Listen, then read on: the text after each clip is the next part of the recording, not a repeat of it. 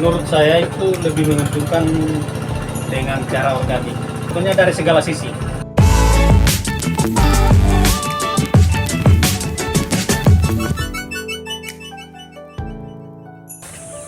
Assalamualaikum warahmatullahi wabarakatuh. Nah, saat ini saya ada di lokasi pertanian persawahan, yaitu milik kelompok Torukupinia di Desa Bahomai, Kecamatan Bungku Timur, Kabupaten Morowali.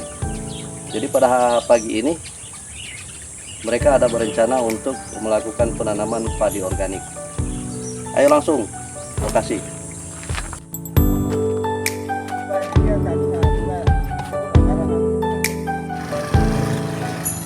Kelompok tani Torukupinia ini memiliki luas lahan kurang lebih sekitar 50 hektar.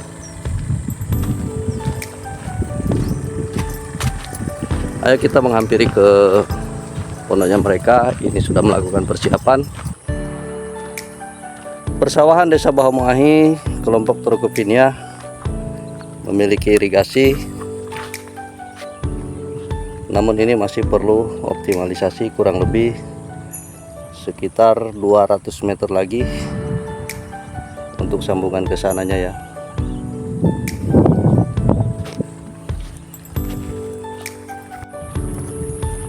Mereka punya bibit sudah siap. Nah, jadi demikian ya. Kalau organik itu hemat dengan bibit. Assalamualaikum. Alhamdulillah.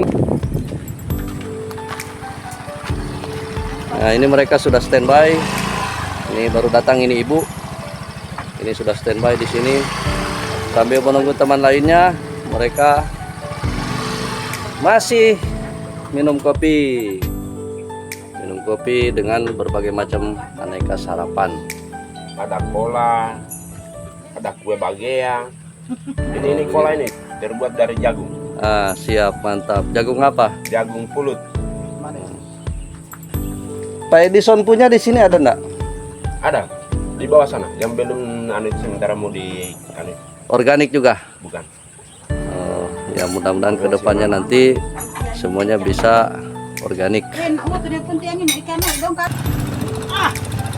Sebelum melakukan penanaman kita sarapan dulu nasi liwet. Nah, nasi liwet ini, nasi liwet guys. Nasi liwet. Jadi ini menu sarapan nih. Ada ikan, ada nasi liwet. Makanan favorit. Makanan favorit, lauk asin. Sebelum tanam itu harus makan supaya baik kegiatannya. Ya. Nah, mereka ini para pendamping organik ya dari PT Aliksa, mitra PT Vale.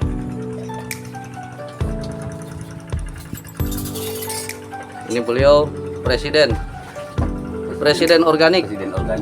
Presiden organik namanya Pak Rudin. Sehat-sehat Pak Rudin. Alhamdulillah. Ini Bapak Harsono sementara mempersiapkan bibit yang akan ditanam. Berapa are ini rencana mau ditanam Pak Harsono? 32 are. 32 are untuk organik semua ya.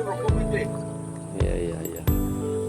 Mantap, semoga berkah, semoga berhasil dan menjadi petani yang rahmatan lil alamin, petani yang berkelanjutan, ramah lingkungan, memperhatikan kesehatan bagi lingkungan dan ekosistem yang ada di sekitarnya. Proses penanaman padi organik pada umumnya dilakukan penggarisan dulu seperti ini ya. Ini untuk memudahkan ataupun untuk mengatur jarak tanam sesuai dengan standar teknis yang ditentukan. Nah, kita akan lihat bagaimana alat penggaris yang mereka pakai untuk menggarisnya. Nah, jadi seperti ini ya.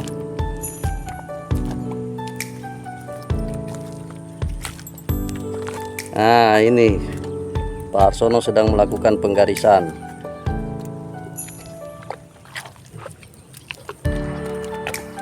Jadi memang diperlukan keahlian yang matang untuk meluruskan, perlukan feeling. Jarak tanam berapa ini Pak Arsono? 30 cm. 30 cm. Jadi setelah ini nanti dibalas sehingga menjadi sebuah bentuk kotak. Nah, di setiap sudutnya nanti ditanami. Nah, jadi seperti ini ya. Setelah digaris utara selatan, sekarang timur baratnya. Nah, sehingga dia menghasilkan kotak-kotak seperti ini.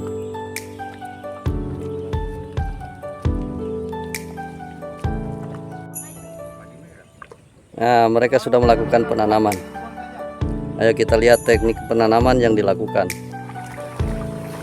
Jarak tanam ini 30 ya? 30 Pak. Jadi organik itu ditanamnya satu-satu. Jenis bibit apa ini Pak Muldan? Mentik susu. Nah, ini beliau dari PT Aliksa ya. Mitranya PT Pale membina pertanian organik di Desa Bahomuai, Kecamatan Bungu Timur, Kabupaten Morowali.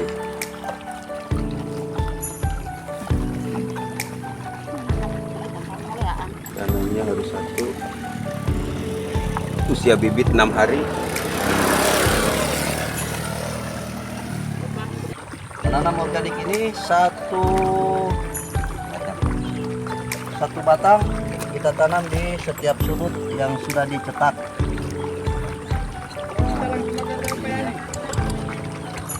Ini usia bibit berapa hari? 6 hari.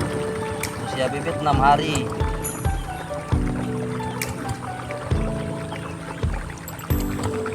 Jadi memang harus memerlukan personil banyak ya untuk melakukan penanaman. Ini dengan satu biji begini Pak Muldan bisa sampai beranak berapa? Tergantung media Pak. Kalau memang kita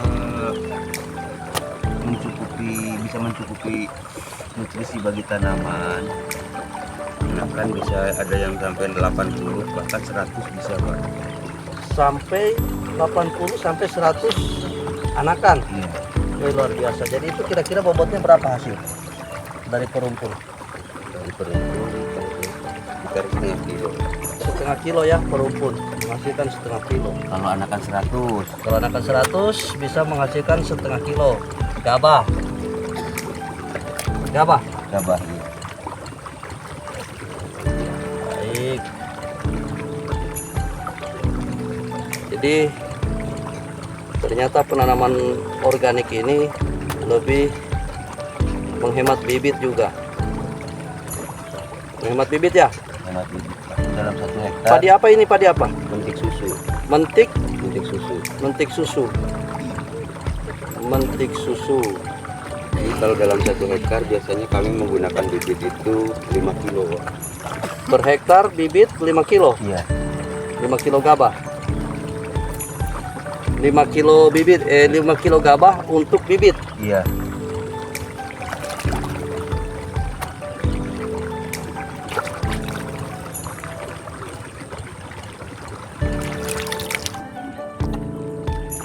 Bagaimana prinsipnya Pak Muldan?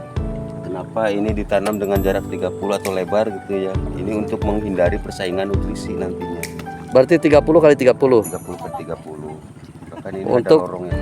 Untuk menghindari Persaingan nutrisi. Oh iya betul, sehingga dia dengan seperti itu berarti dia akan lebih memaksimalkan dalam pertumbuhan, karena nutrisinya terpenuhi ya. Penuhi. Ya baik. Nah, nanti setelah tanam itu usia 10 hari dilakukan penyiangan dengan menggunakan gas roka.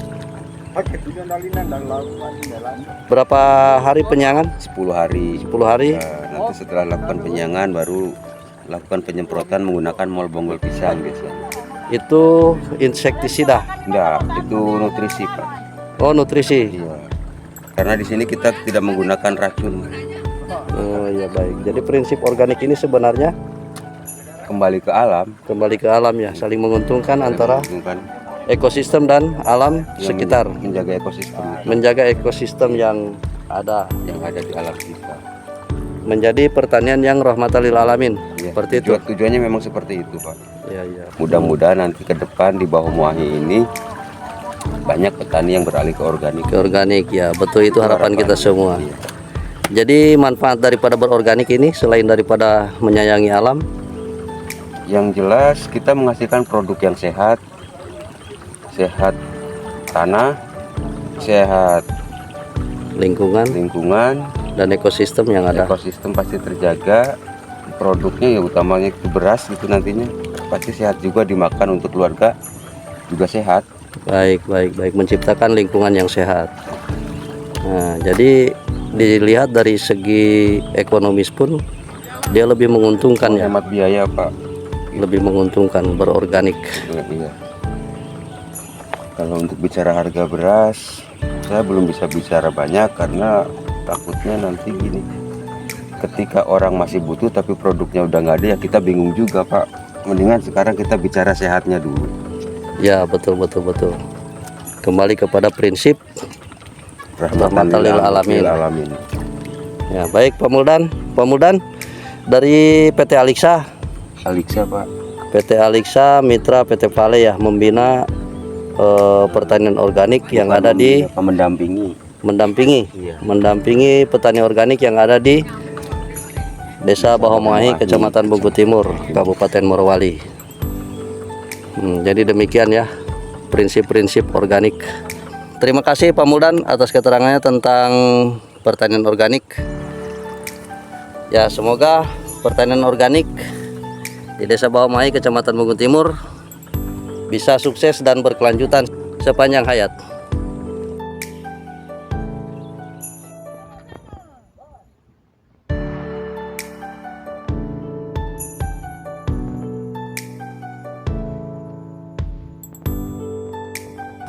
Nah, ini beliau Pak Rudin, binaan PT Aliksa. Binaan mereka ini sebagai warga belajar istilahnya kalau di organik. Ya. Jadi sejauh ini Pak Rudin sudah berapa lama ini didampingi oleh petani organik ini, oleh sistem organik ini? Sejak tahun 2022. Oh, sudah cukup lama ya. Jadi tentunya Pak Rudin sudah banyak yang memahami tentang organik. Alhamdulillah. Sejauh ini kan Bapak sudah bisa mengimplementasikan di lapangan, mempraktekkan di lapangan dengan saya dengar berhasil. Alhamdulillah. Alhamdulillah. Jadi apa sih yang Pak Rudin ketahui tentang prinsip-prinsip organik? Ya, Perkenalkan dulu. nama saya itu Didi, warga belajar petani SRI organik. Desa Lunere, Kecamatan Bungku Timur, Kabupaten Morowali. Saat ini saya sedang berada di desa tetangga Bahomahi untuk membantu teman-teman pelaku SRI organik yang sementara tanam. Ya, prinsip yang kami ketahui di situ adalah 10 prinsip organik yang kita lakukan di lapangan. Terus kemudian itu memang Bapak berarti sudah berulang kali untuk melakukan pemanenan ya? Saya sudah masuk musim yang ke-6. Ini perbedaannya bagaimana Pak? Antara organik dengan yang konvensional yang menggunakan kimia. Mana yang lebih menguntungkan, mana yang lebih meringankan, dan mana yang lebih ekonomis di dalam melakukan kegiatan ini? Menurut saya itu lebih menguntungkan dengan cara organik. Organik ya? Ya, Dari sisi apanya Pak? dari sini, pokoknya dari segala sisi. Mulai dari tanamnya saja sudah untung. Ya. Kalau konvensional itu dengan menggunakan tabel istilah paralon, tanam langsung dengan menggunakan pipa itu dalam 1 hektar itu kita butuh benih lebih dari 50 kg untuk 1 hektar. Tapi kalau dalam organik itu sudah paling tinggi itu 5 kg benih. Dari tanam saja kita sudah Untung ya? untung. Oh, baik. Jadi lebih Ya. ekonomis ya? Ya. Untuk masalah bibit saja lebih ekonomis. Baik Pak Rudin, terus kemudian ada satu lagi beliau warga organik Pak. Iya. Nama siapa dan dari mana Pak? Baik, salam Nusantara, assalamualaikum warahmatullahi wabarakatuh. Perkenalkan, nama saya Muhammad Yani. Alhamdulillah, saya berasal dari Sumatera Selatan. Oh, jauh Pak ya? Iya. Lumayan jauh. Terus bagaimana sampai sini Pak? hanya barokah yang maha kuasa kalau saya bilang. Alhamdulillah, dimanapun bumi Allah ya. Amin, amin. Jadi kalau bercerita apakah saya ini warga belajar untuk Pak Kepala Desa ya. Kebetulan nih teman-teman ini Kepala Desa Bawamai, Pak Asep, orang Sundanya. Ya. Orang Sunda memampir ke Bawamai ya. Ya. Jadi saya warga belajar dari tahun 2012. Anak semeternya kemarin Oh, sudah lama ya. Ya, ini kami juga hadir dulu dengan Alif saya itu hadir di desa kami juga program tanggung jawab sosial. Di desa mana? Di Desa Gunung Kembang Lama, Kecamatan BTS Hulu, Kabupaten Musirawas. Jadi CSR-nya tuh pertambangan minyak. Daerah Sumatera itu. Ya, PT Medco. Oh, Medco, ya ya. Kembali ke masalah organik ini, sejauh mana Bapak mengetahui organik ini? Ya, kalau saya pahami begini, pertanian sehat ramah lingkungan.